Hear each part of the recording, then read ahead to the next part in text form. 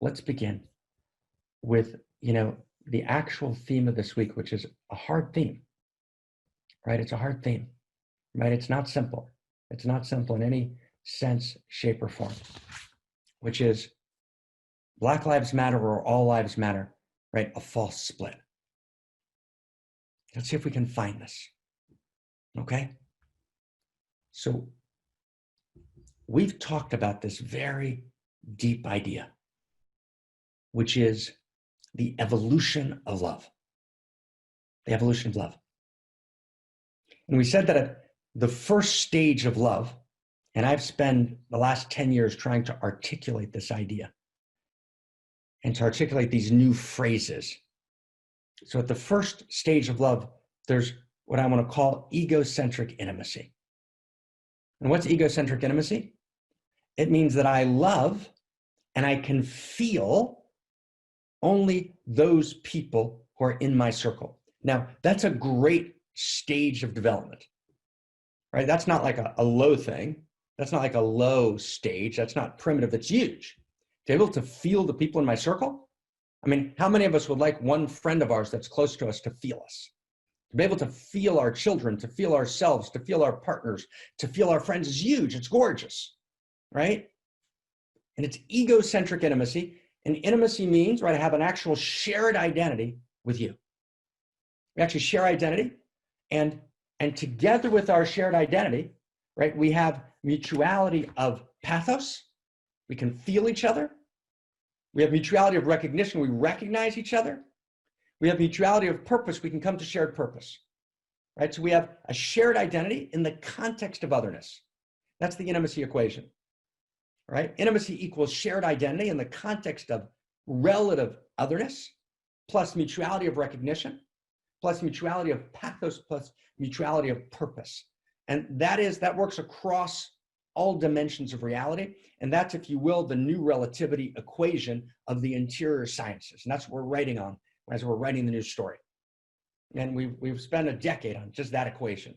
It's unbelievably important, right? So shared identity means, right, between a couple, between friends, between brothers, turning Cain and Abel into something new and greater and more beautiful. We have shared identity. We feel each other, right? Wow, it's gorgeous. As one of the great Hasidic masters, one of the masters of Hebrew mysticism, said that on the day he died, he said, I want to atone for one thing, right? That I loved my son more than the son of my neighbor. And he said, I'm going to have to reincarnate in this world in order to atone for that sin. Wow, right? Wow. And of course, that's the paradox. We do love more easily. We do feel more easily people close to us. We do. We do.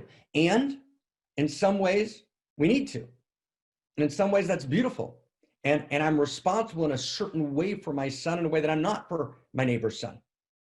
Right? And my son, right, came out of me.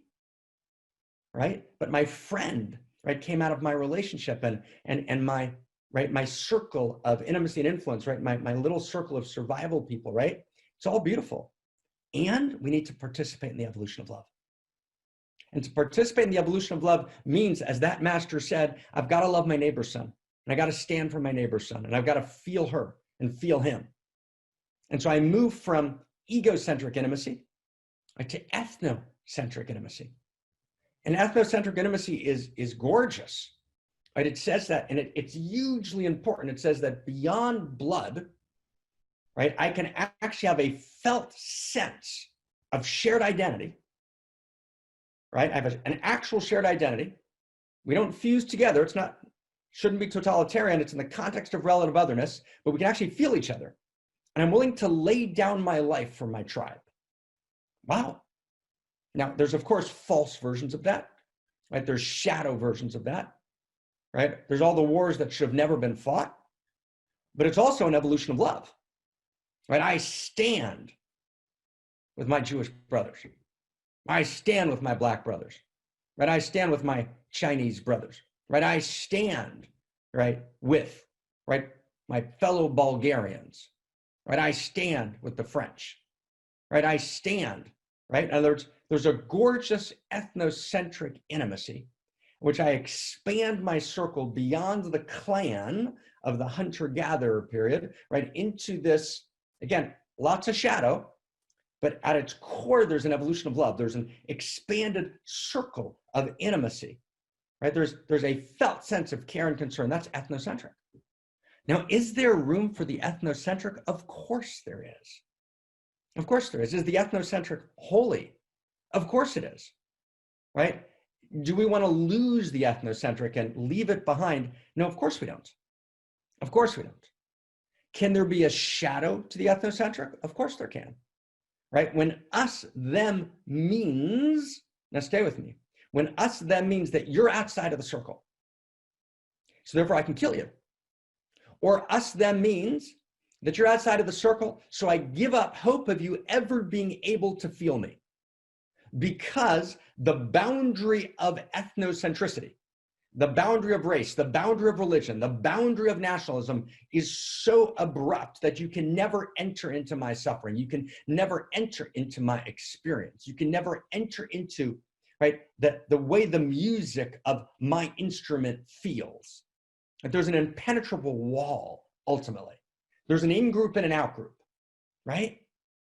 Now, I want to go deep with you, okay? I want to go deep with you, right? If I say you can't feel me in some ontological way, there's an ontological, ultimate, non-permeable barrier, right, between us, right? You can't feel me, well, then ultimately I can't feel you.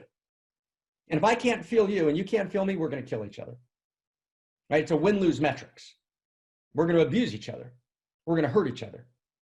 So I need to be able to give you the gift of knowing that I want you to feel me. And I may challenge you to feel me. And I may challenge supercilious, superficial, shallow virtue signaling when you say you feel me, but I don't feel felt. And I have a right to challenge you. But at the core, right, the shadow of the ethnocentric is that shared humanity is not achieved, right? We become sectarian, right? And oh my God, friends, right? Ethnocentricity destroyed reality, right? The horrors, right? Voltaire in the modern period, when he says, remember the cruelties, he's talking about the cruelties inflicted by in-groups on out-groups, where we actually create a feeling of our own aliveness by placing someone else outside the circle, right? Now, of course, we're right. Of course, there is a unique fraternity. There's a unique sisterhood and brotherhood and a unique love and an in-group, and that's beautiful. That's the gorgeousness of ethnocentricity. But the pain, right, the horror, right, of ethnocentricity, right, is when, right, that boundary becomes impermeable. I'll tell you something, you know, as a Jew, right? If I didn't know that every human being could, if they wanted to, become Jewish, I wouldn't be Jewish. I would leave Judaism. But Jewish law is that every human being can become Jewish. Wow. Right? Now, not every human being can become Indian. Not every human being can become black. Not every human being can become white. Right? So obviously there are boundaries of skin, right, that can't be traversed. But every human being can realize that those boundaries are surface, that they're ultimately not real, that it's about the content of our shared character, and it's about our shared values, and it's not about the color of our skin. So the shadow of ethnocentricity, or let's call it the shadow of blood, where blood is what it's all about. No, we move from the ethnocentric to the world-centric. Now stay close, okay? When we get to the world-centric, we say that there's a larger circle of intimacy. We move first from egocentric intimacy to ethnocentric intimacy, right? And then we move to world-centric intimacy. Now, in world-centric intimacy means that I can feel you, we can all feel each other because we're all human beings. That's wow, right? We're all part of this, right? There's one race, the human race, right? Wow. Now stay close, stay close. In unhealthy development, and development which violates the nature of reality, right? What we do is we develop to a new level of intimacy or a new level of consciousness, and we exclude the previous level. So we say, you can't say Black Lives Matter, it's only all lives matter. How dare you say Black Lives Matter, right? We're world-centric. No, that's wrong. That's wrong, right? At world-centric, we transcend and include the level that came before. And in developmental levels, it's not so much higher, they're distinct expressions. They're not hierarchical in the sense that one obliterates the other. Each one represents a legitimate sacred moment of spirit, of value, of consciousness. So when I move from ethnocentric to world-centric, I don't leave ethnocentric behind. I become a dual citizen. And I'm Jewish and I'm a citizen of the world. I'm white and I'm a citizen of the world. I'm yellow and I'm a citizen of the world. I'm black and I'm a citizen of the world. I'm French and I'm a citizen of the world, whether it's race or whether it's gender, right? Or whether it's religion, right? Or whether it's nationality, I become a dual citizen. And I can be more than a dual citizen. I can be a triple citizen. I can be a quadrinity citizen, right? I contain multitudes.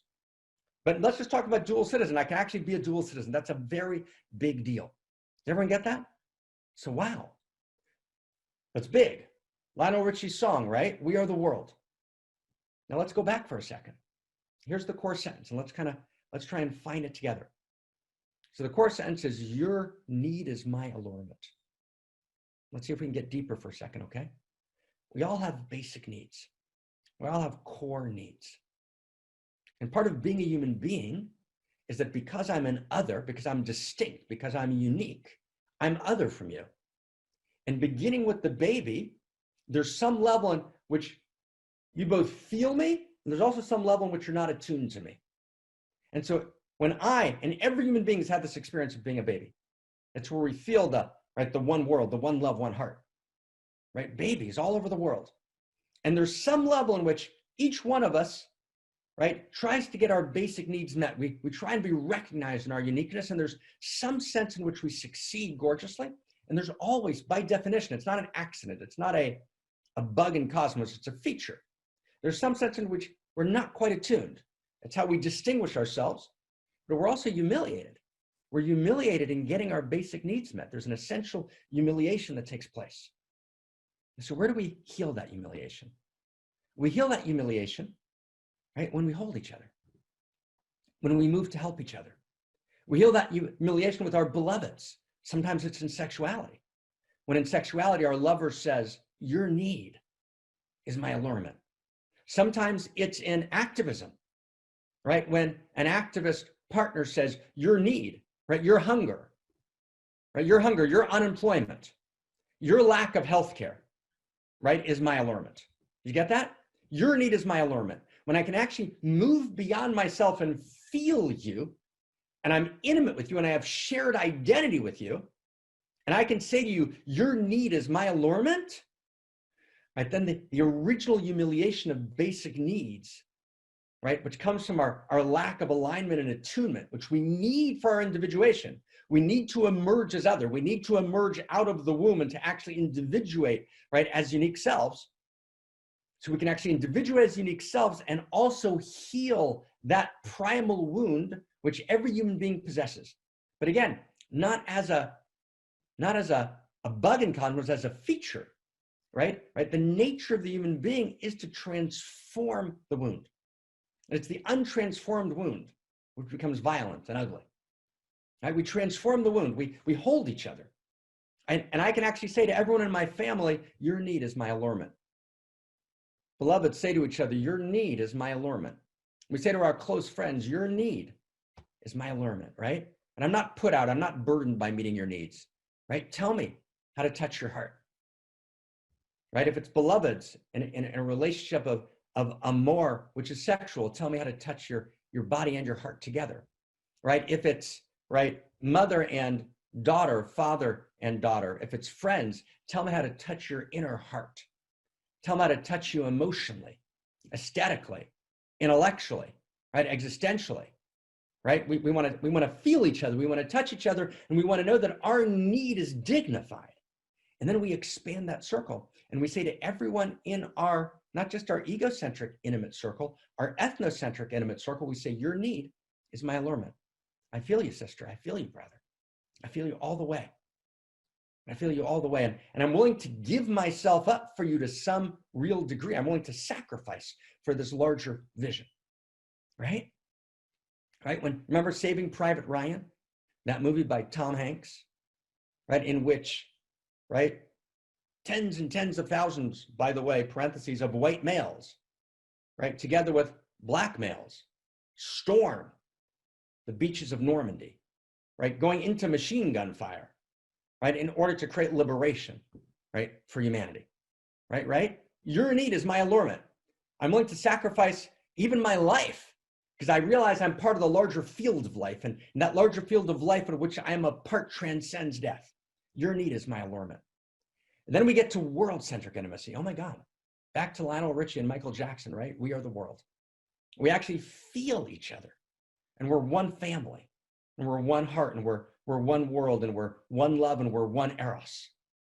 But we don't obliterate our ethnocentric intimacies, right? We hold them together. We're ethnocentric and we're world-centric at the same time. Then we expand our circle of intimacy, right, to cosmocentric intimacy in which we feel every human being, every pangolin and every bat at the wet market in Wuhan, China, right, and the animals that get devastated in the United States, right, and factory farms that are virtual concentration camps for animals. And we realize that every animal has a quality, and that quality is often, even usually obliterated and ignored, and we expand our circle and we actually feel, right, the animal world.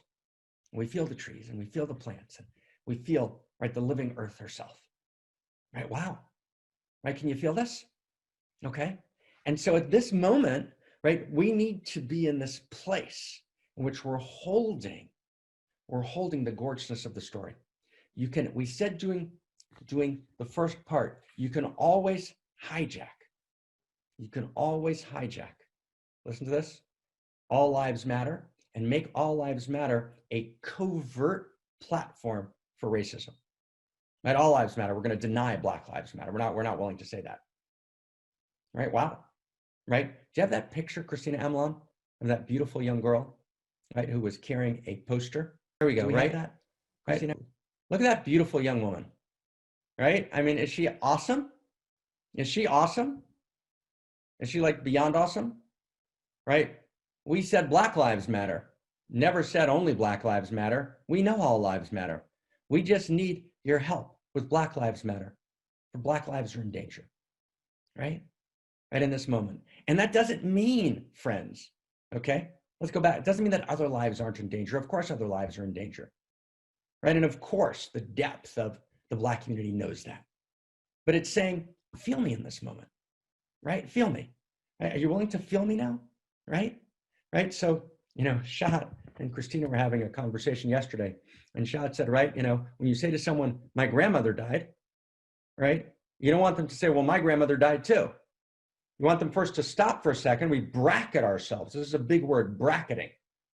We bracket ourselves to feel you. So I want to bracket myself and feel you. Okay, your grandmother died. I'm with you and your grandmother died. And then you'll be with me, right, when my grandmother died. And then let's feel it together. We can feel each other in some deep and powerful way. So I want to take a second here for a second, okay? And I want to share with you a clip, right? A very, very painful clip, but it's one that's important to see about, right, a young man named Khalif, right?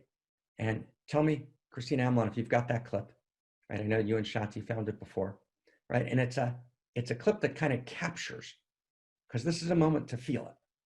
It's a clip that captures a movie from a movie called The 13th, right, that captures this moment. It's the story of a young man, right? And just give me a heads up in the chat box to let me know if you have this, okay? So stay close with me, guys, okay? So just let me know if you have this, so when I say it, I kind of can look in the chat box and see, do we have this, okay? Yes, awesome. Okay, awesome. I'm just gonna say something about it, and then we're just gonna watch it for 3 minutes, okay? And then we're gonna go deeper. We're gonna go to the next step. But it's a clip about a young man that captures, right? This is the story of rage, right? This is the story of rage. It captures a young man who's falsely arrested, right, for a minor incident that he didn't do.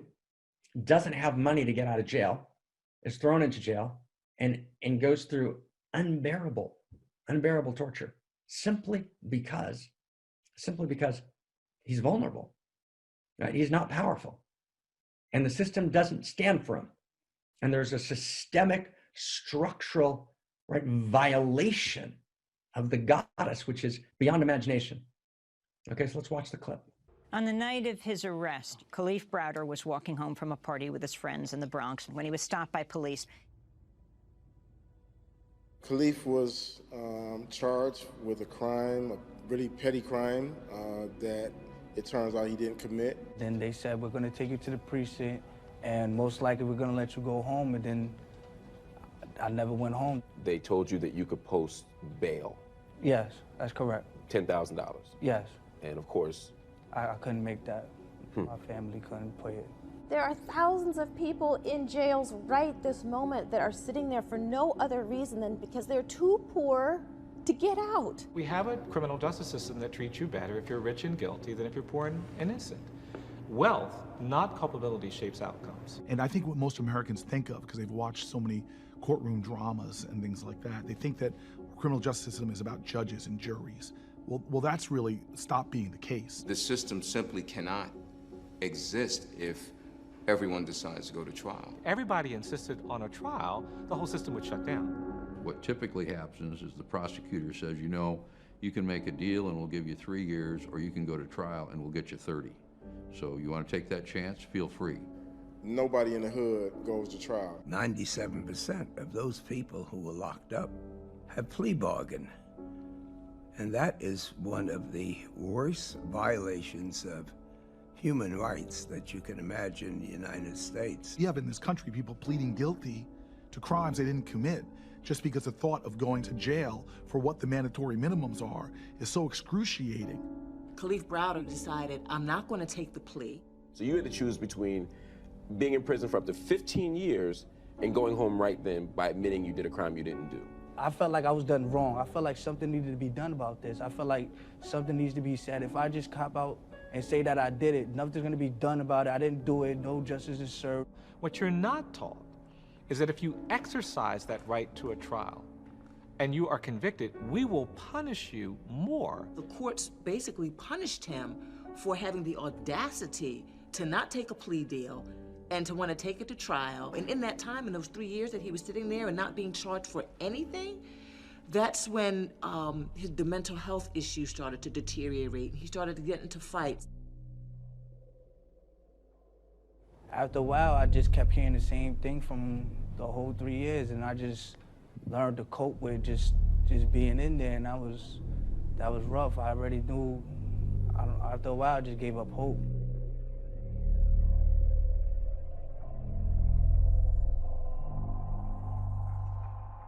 Three years on Rikers Island, 2 of that in solitary confinement. And he was a child, a baby. You miss everything. Everything about being home, the fresh air, your family, certain events. You want to be home, and then when they give you an offer to go home right then and there, it's like, I want to go home, but then you know you didn't do it, so you don't want to take the plea and say that you do it. It's not right.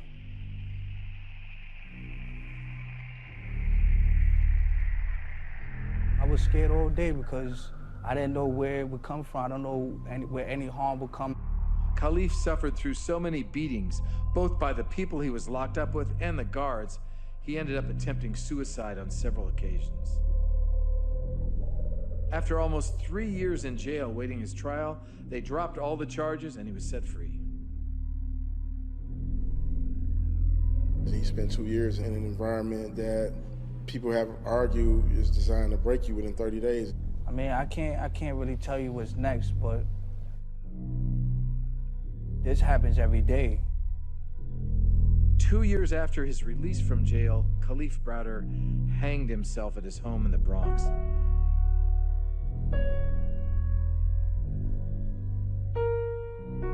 He was 22 years old.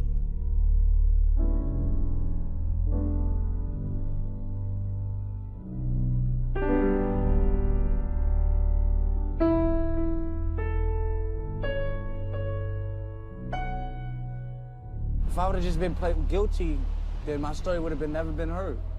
Nobody would have took the time to listen to me. I'd have been just another criminal. That's now that story, when it's repeated time and again, right? Within a context of what absolutely is, right, a systemic structural racism that's built into the system. It's built in the system because from the moment of the original sin, and it's not an American original sin, it's a world original sin. Slavery existed the world over, right? In the mid-19th century, right? In the mid-17th century. It exploded. It was the sin of the world. And I want to say something really hard now. Okay, so stay with me, okay? Stay with me really hard now. There are more slaves in the world today than there ever were at the height of slavery, okay? So we have sexual slavery in the world today. And we have labor slavery in the world over, right? We have some of it in the United States, right? There's both sexual slavery, right, and labor slavery in the United States, but it's exponentially larger around the world, and it's aided and abetted by drug cartels, by governments that turn a blind eye, and by our silence. So we get to this Khalif story. It starts with slavery, but just to understand, there's slavery all over the world today, right? Ranging between 17 million and 35 million slaves in the world today by any definition of slavery. Wow. Let's just understand. So what are we doing, right? Where is our energy? Where's our energy? I tried to, right, in 2007, I tried to work with a wonderful man who was starting an organization at that moment to take on sexual slavery, right, and labor slavery in the world. And I wanted to stop teaching and just take on that issue, right? And I found that I didn't have the power to do it. When I say I didn't have the power, meaning the egoic battles between the NGOs, between the non-government organization, right, and the people speaking world-centric talk, but actually being in shadow egocentric battles with each other. And I didn't have enough personal wealth or enough political power, right, to actually change it. And so I stepped back from it, and I realized that I need to actually engage in trying to change the very source code structure of everything. And I began the enterprise of trying to write together with so many of you, right, this new source code, right, these new distinctions, these new first principles. So slavery is, right, lives world over. So the Khalif story starts with the expression of slavery in the United States, right? It's horrific slavery, right, in India and in Pakistan, right, and in Asia, right, and all through Europe and all through Africa, right, all through Africa, right? In other words, right, forms of slavery every place and everywhere. Okay, so the United States, it is part of that, and there's this original sin of slavery. And then after, right, I mean, just let's get this clear here. After tens of thousands of white males, right, and black males came together and fought, right, on the side of the Union in the Civil War, right, and laid their lives down, and Lincoln did the Emancipation Proclamation, we moved beyond slavery. But then there was Jim Crow, and voter suppression, right, and the first mass incarceration, right, of the black community, right, in which, right, the exception to the Emancipation Proclamation was, right, criminals, right, and so the black community was quickly and falsely criminalized, right, and then there was the redlining of districts, right, in which, right, which still takes place, right, which took place for decades and decades in America, in which, right, you weren't able, banks lent to people only in particular districts, and you couldn't get a loan for a house in other districts, and so therefore you couldn't buy a house, and you couldn't get a college loan, and you couldn't get admission to college,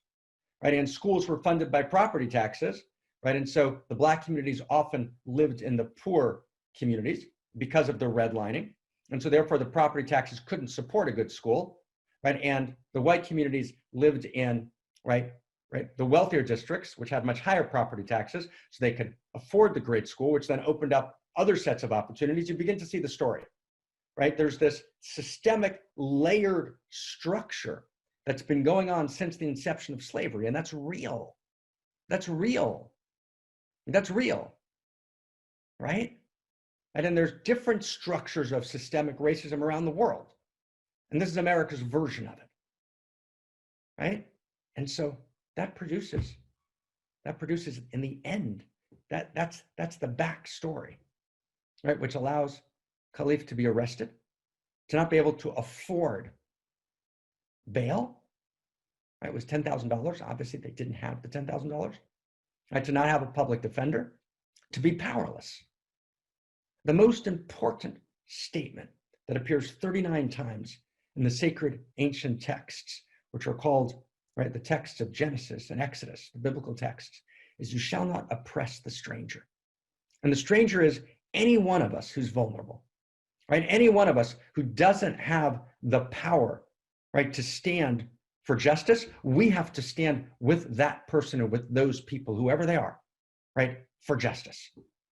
And we can't turn a blind eye and we can't be silent. And that includes, right, the 17 to 35 million slaves in the world today. Like, wow. Okay. Wow. I want to see two other clips now for a second, okay? I want to see two other clips because we saw a vision, a terrible vision, right, of police officers, right, in that clip. So I want to see two other clips now because, as Barack Obama said, the vast majority, right, of police officers are gorgeous and putting their lives on the line, right, every single day. And now I'm going to flip. I'm going to say completely opposite of what I just said. Okay, it's going to be jarring to some people, but that's what sense making is. We hold paradox, right? Right? What do you think the statistics are in an encounter between a black man and a white police officer? Right? Right?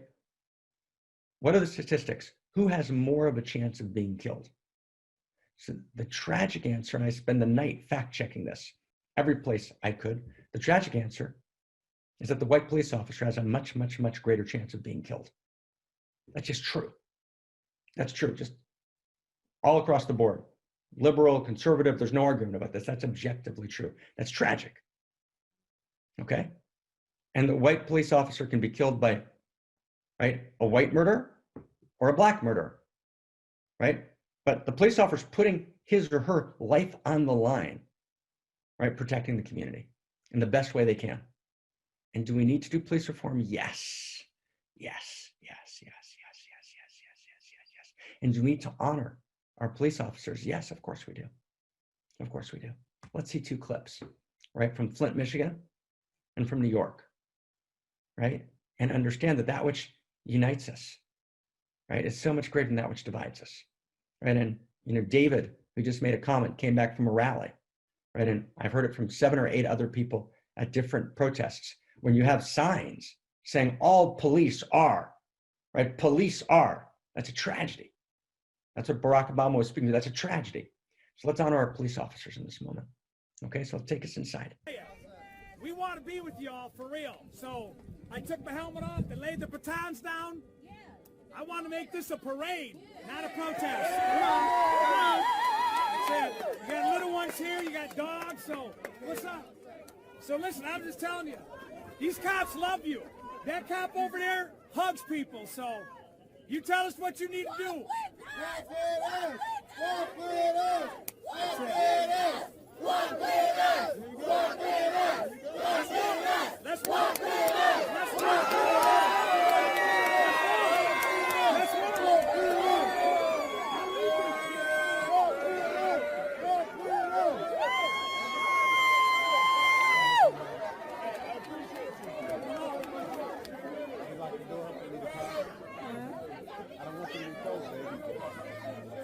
Hey!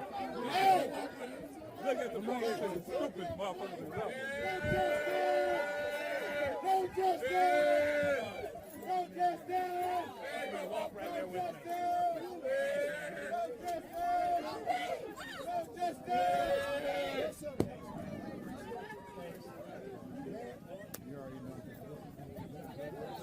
Where's the man?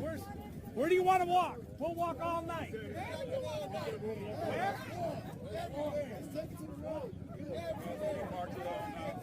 Tonight's a great night for a walk. Minnesota if we have to. Sheriff, if we get a chance, we'll pull some people aside.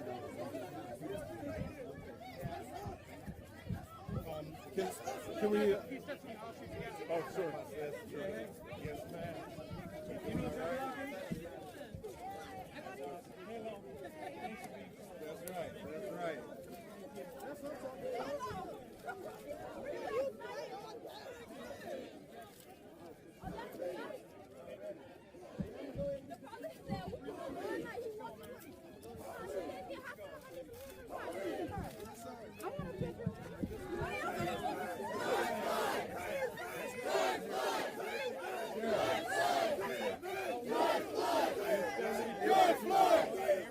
That's right. That's right. Thanks, everybody. Let's get it.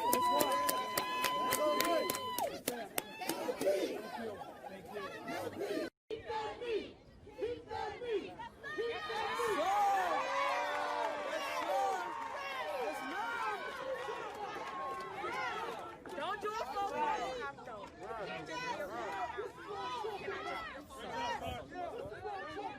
We're going to say the names of all those who lost their lives.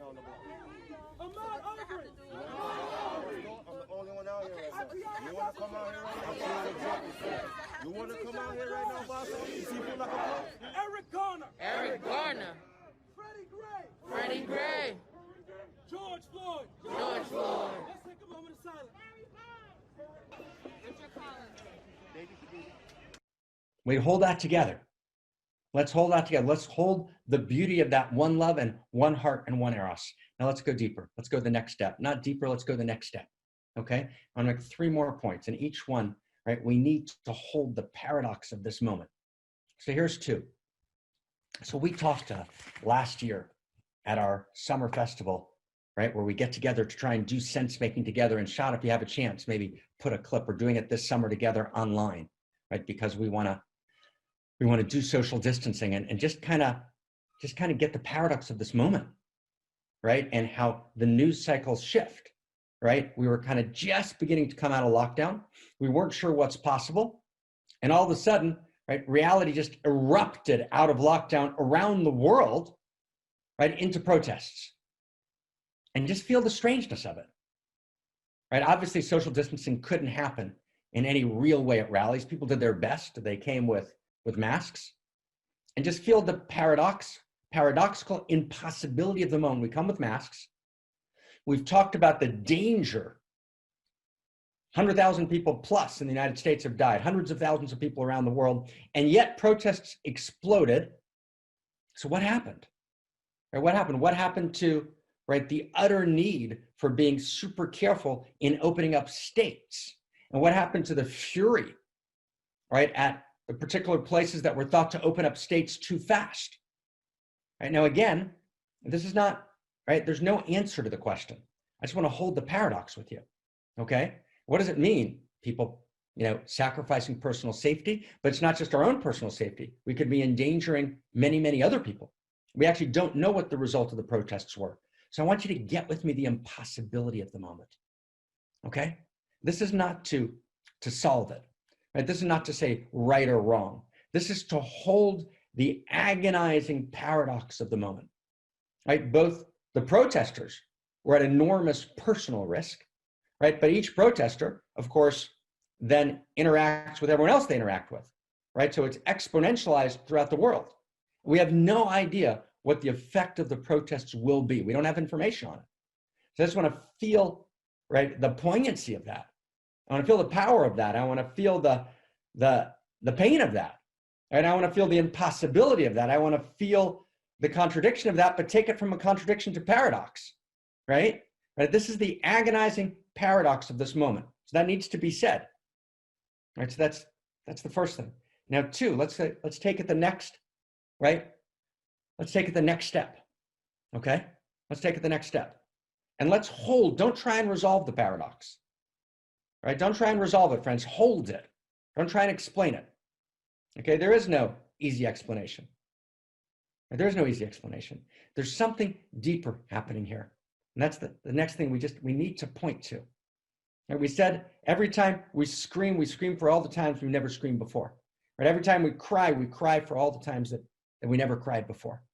So let's try and understand for a second and do deeper sense making. How did we get here? Right? We got here because the world was in a win-lose metrics, turning away. Right? We turned away from injustice. Right? We turned away from sexual slavery. Right? We turned away from labor slavery. We turned away, let's take where I live in the United States. We turned away from the fact that there weren't, as Joe Stiglitz, right, the Nobel Prize winning economist said, there weren't global public goods. In the United States, they're not public goods. There's not universal health care. Now, there's complicated reasons why that exists, right? It's a complex set of structures. There's no easy bad people. But there is turning away, and there's tragic turning away, right? And there's the silence of absence, right? And there's the evil, right, of turning away. And there's the evil of stepping into my own egocentric intimacy. So I'm going to tell you something really painful. Most people in the world, conservative and liberal around the world, right, are mostly in egocentric intimacy, a little bit ethnocentric. What that means is not what I say, it's where I put my money. It's where I put my time. It's where I'm willing to commit. Where do I commit when it's outside of my hero's journey? Where do I stand and say, I'm going to show up every year? I'm going to show up every summer. I'm going to stay in. Right? Our devotion is to ourselves and our own egocentric circles. Right? Right? Particularly conservative world and liberal world, this very narrow circle of devotion. We turn away. Right? Our desire for justice has been dulled. Right? You get that? And it's painful. It's painful to realize. Right? And what happened is that we got fundamentally devastated around the world. We got fundamentally shamed. Do you know that most people were humiliated? Let me go back. Were humiliated.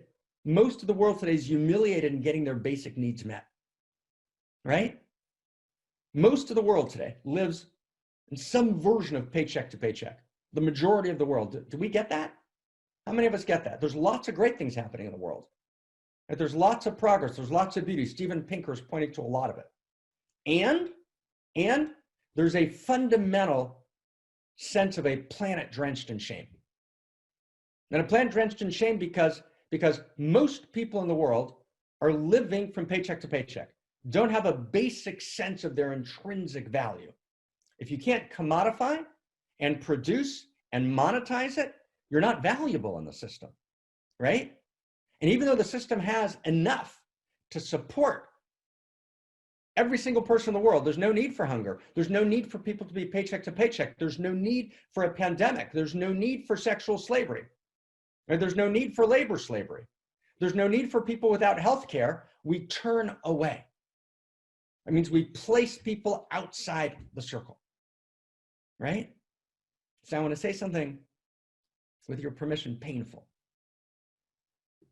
So when we can't, when people lose their own ability and they feel lost in the emptiness and they lose their own sense of desire, Audre Lorde, right, the great, lesbian feminist Black writer, gorgeous, wrote that we turn to find some glimmer of sensation in pornography.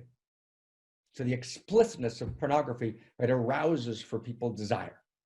And we're not going to talk now about the tragedy of pornography and what erotica might look like, and that's different conversations, not for now, but clearly, right, reality is wired in this pornographic way in which people go to avoid the pain and to find this moment of desire.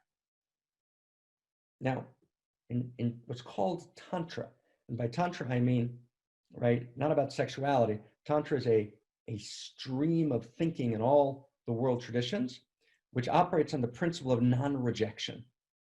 That even the most painful, the most brutal has something in it. Right? Reality is a trickster, says Tantra. There's a principle of non-rejection. Everything has a place in some way, right, at the table. And we have to trace every experience, right, back to its source. We hold everything. So I want to say something that is really painful to say. It's really, really painful to say, right? And it's we all know it's true. And it's a horror, right? What we saw 2 weeks ago, when we saw the horrific death of George Floyd, is essentially the world watched a murder. The world watched a snuff video, if I can use that word, right? We actually watched a person being killed. Do you understand what that means? And let's just get what that means. And people went into addictive cycles. It got watched. We actually know the analytics. It got watched again and again, right? It's much deeper, Brother Nathan, than if it bleeds, it leads, right? The world actually watched a snuff video. It's a horror. And thank God for the video, because the video actually allowed, right, for a bringing to justice. And there's no love without justice and no justice without love, but just get what happened. And reality desires. Now, reality desires, right? Sexual desire is just one expression of this larger field of desire, right? Alfred North Whitehead, the appetition, the appetites of cosmos. Reality desires goodness. Reality desires fairness, and reality desires justice.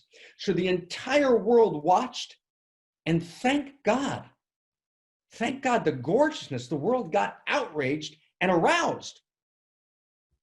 The world got aroused, but aroused to justice, right? Aroused to the eros and dignity of human life, and aroused to gorgeousness, and aroused to truth, and aroused to stand against systemic racism, and aroused to stand together in protests. But the world got aroused. Right? We were aroused all of a sudden, right? That which was invisible to us. And I want to talk to you for a second. I want to read to you for a second, right? So much is invisible, right? Nicholas Kristof writes, had no one shot a video of George Floyd, right? Then we wouldn't even have heard of him, right? And so that video, right? That video, that horror, that snuff video, right? Actually aroused us, but it aroused us to who we are for real. It aroused us to the dignity of our desire, our essential desire for the good, the true, and the beautiful.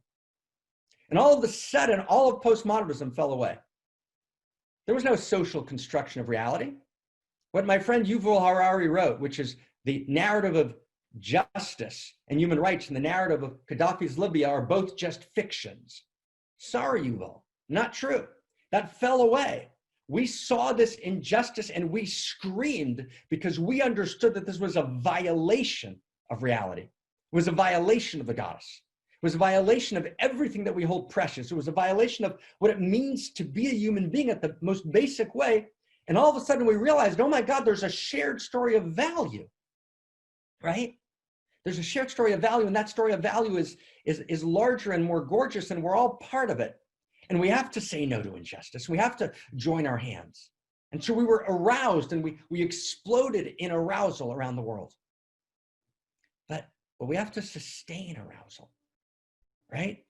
And so what does it mean that we actually don't have a video, right? To actually show that a Black boy born in Washington, D.C., Missouri, or Alabama, or Mississippi, or a number of other states has a shorter life expectancy than a boy born in Bangladesh or India, right?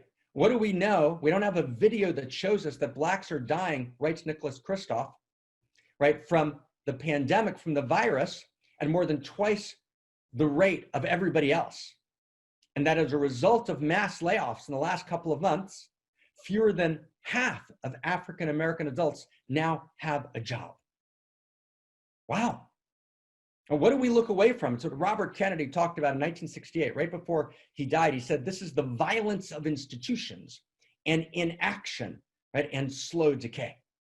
This is the violence that afflicts the poor, that poisons relations.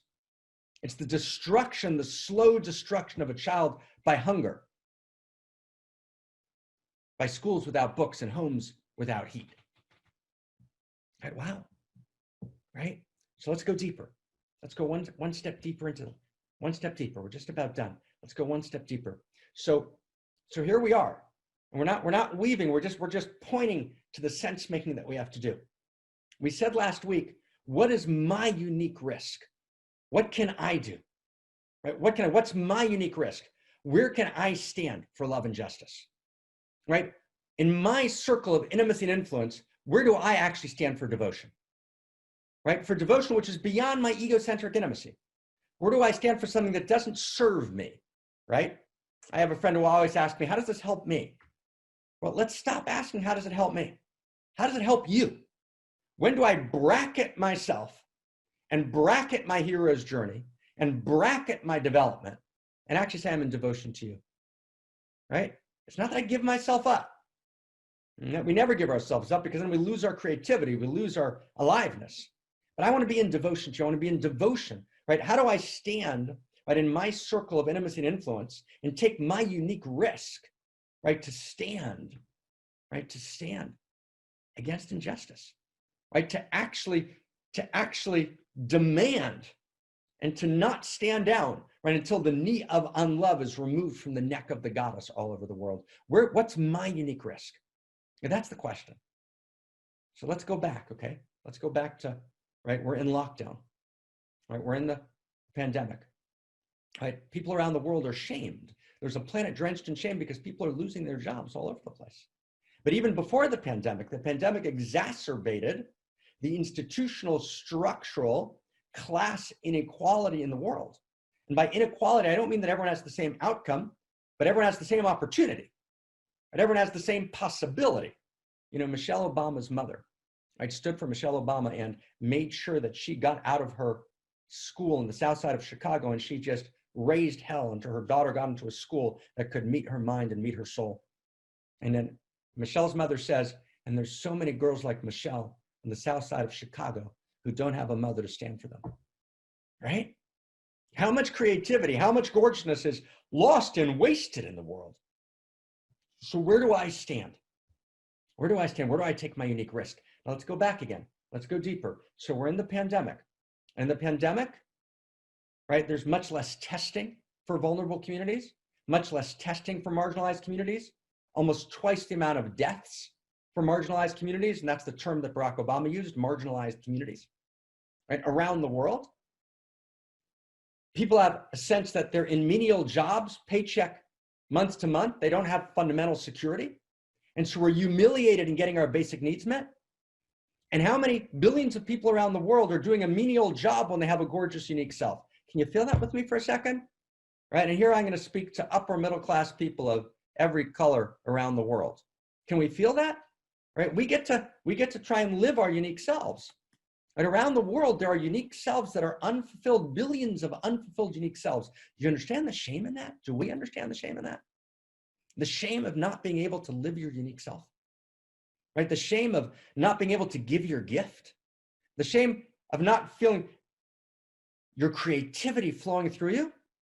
That your clothes don't fit. How do you feel when your clothes don't fit? I went to school. My parents are Holocaust survivors, and we were short of money. So I went to a private school, and I had, pants that were up to my ankles that had patches over holes that were plaid and cheap, and glasses that, looked terrific to everybody. And everybody made fun of me, right? And they called me Windfag. That was my name. Now, wow, right? So what does it feel like when your clothes don't fit? And I remember to this day, I can remember exactly what it felt like. And when I swore to myself in 4th grade, I'm never going to forget the pain of this, right? So people all over the world, their clothes don't fit. They can't breathe, right? The very cloak of their humanity, right, is choking them. They can't breathe. People around the world can't breathe, right? The dignity is being breathed out of them, but we look away. We look away. So what's my unique risk for not looking away? And so the planet's drenched in shame. Can you feel that? Drenched in shame. I'm shamed because I'm not living my story. I'm shamed because I can't give my gift. I'm shamed because I'm humiliated in getting my basic needs met, right? Wow, right? Wow, wow. Now, I want to go one more step. There was a suggestion a beautiful friend of mine wrote me yesterday, and a suggestion that had been made by a particular writer thinker that actually,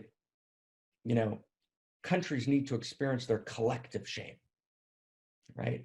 The collective shame, right? With a collective guilt. So I want to be really clear. I don't believe in collective guilt or collective shame. It's really important, and neither does the Dharma. We move beyond blood. Germans today are not responsible for the gas chambers of the Holocaust.